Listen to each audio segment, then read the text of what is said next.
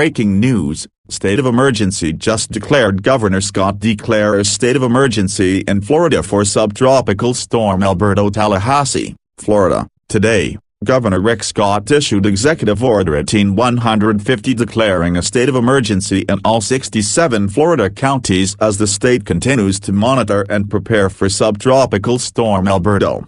By declaring this state of emergency, Governor Scott is ensuring that state and local government has ample time, resources and flexibility to get prepared for this storm. Governor Scott said, "As we continue to monitor subtropical storm Alberto's northward path toward Florida, it is critically important that all Florida counties have every available resource to keep families safe and prepare for the torrential rain and severe flooding this storm will bring. Today, I have declared a state of emergency in all 67 Florida counties to make sure that our state and local governments are able to coordinate with federal partners to get the resources they need. Yesterday, I directed the State Emergency Operations Center activate to Level 2 and I will continue to be in constant communication with state and local emergency management officials as this storm approaches Florida. If any Florida family doesn't have an emergency preparedness plan, now is the time to act. Remember, the track of these storms can change without notice. Do not think that only areas in the cone will be impacted. Everyone in our state must be prepared. I encourage every Floridian to visit floridadisaster.org and get your plan before this storm hits so you can keep your family safe. We will continue to provide updates to Florida's residents and visitors and do everything to prepare for and respond to this storm. See below for more information on what the state of Florida is doing to support subtropical storm Alberto preparedness efforts, state preparedness functions, watches and warnings. Tropical storm watches, flood warnings and RIP current advisories are in effect across the state. To see the most current advisories in your county, click here. The Florida National Guard has 5,500 Guard members available for deployment if needed. Law enforcement. The Florida Highway Patrol, FHP, is actively monitoring the storm and standing by to assist with any weather-related missions. The FHP has prepared 2 quick response force teams comprised of 66 state troopers to deploy quickly to any area of the state of Florida that may need assistance. On May 22, at Governor Scott's direction, the Florida Fish and Wildlife Conservation Commission, FWC, began to pre-position and stage its high-water vehicles and all other flood response resources so they may be rapidly deployed to assist Floridians in need in the event of any flooding. FWC officers in all 67 Florida counties have been placed on a heightened alert status, in anticipation of heavy rains and flooding because of subtropical storm Alberto. High-water vehicles and shallow draft vessels in all Florida counties have been readied for immediate deployment to affected areas. The FWC continues to monitor the storm and is ready to respond as needed. FDLE is coordinating with local law enforcement agencies and emergency operations centers, identifying protective actions in advance of the storm. Transportation and Public Works. The Florida Department of Transportation, FDOT, is actively monitoring for roadway flooding in areas already impacted by heavy rains and stands ready to respond as needed. Power and Utilities. The state has contacted utilities to put them of notice to start reporting outage and restoration information if needed. The state is monitoring the power grid for sufficient power in the state. The state is monitoring the natural gas infrastructure for any damages that can cause a loss of service to power plants. Fuel. The state has contacted fuel industry partners, such as the Florida Petroleum Council, Florida Petroleum Marketers and Convenience Store Association, to prepare for potential storm impacts. The state has also contacted emergency fuel and equipment provider for status of emergency fuel supply and equipment. The state is monitoring fuel industry and anticipating impacts and disruptions. Shelters. The state is preparing to support local sheltering operations if needed. More information on shelters will be made available as decisions on potential evacuations are made.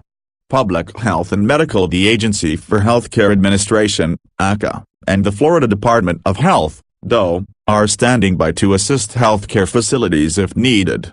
DOE has been actively reaching out to special needs shelter consultants and county health department directors with updates and preparedness information. The Agency for Persons with Disabilities, APD, is closely monitoring the storm and regularly sharing information with waiver support coordinators and providers to ensure they are prepared. The Florida Department of Veterans Affairs, FDVA, operates 6 skilled nursing facilities and 1 assisted living facility. All state veterans' homes are currently operational. Environmental protection: all Florida state parks remain open at this time.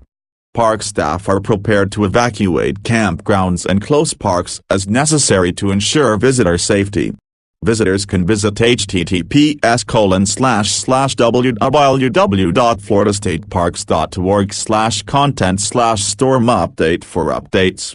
The Florida Department of Environmental Protection, DEP, has reached out to high-priority regulated facilities to remind them of storm preparations they should be making, and has issued an emergency final order to ensure recovery efforts are not hampered or delayed. The current condition of the state's beaches has been assessed, which will expedite post-storm assessments. An online tool for the public to report the location of storm debris and waterways has been deployed. Water management districts are monitoring waterways and water levels, preparing staff and vehicles, and are prepared to adjust flows as necessary. Lake Okeechobee is currently at 13.75 feet and is being continuously monitored by the United States Army Corps of Engineers, which manages Lake Okeechobee water levels. Business and Industry: the Florida Department of Economic Opportunity, DEO, has activated the private sector hotline at 850-815-4925. The hotline is available for business inquiries about the storm, preparedness information and post-impact information. Visit Florida's partnership with Expedia, www.expedia.com/Florida has been activated to provide accommodations availability information for visitors, residents, and first responders. Insurance: OYER is prepared to order property insurers to submit claims information from Subtropical Storm Alberto, if necessary. OYER has updated its hurricane season resources webpage, which contains links to resources from the Governor, Chief Financial Officer, Attorney General, Commissioner of Agriculture, Division of Emergency Management, Federal Emergency Management Agency's National Flood Insurance Program, and contact information for Florida's property insurers. In accordance with the Governor's executive order, OYER has notified all health insurers, managed care organizations and other health entities of their statutory obligation to allow for early prescription refills during a state of emergency. The Florida Department of Financial Services Division of Consumer Services has resources for consumers seeking to file insurance complaints here. Volunteer efforts: Volunteer Florida is encouraging visitors to connect with the Emergency Management Network in Florida to receive updates. Florida's community emergency response teams are on standby to assist with sheltering needs. Contacts: the State Assistance Information Line, SAIL. Contact number is 1-800-342-3557.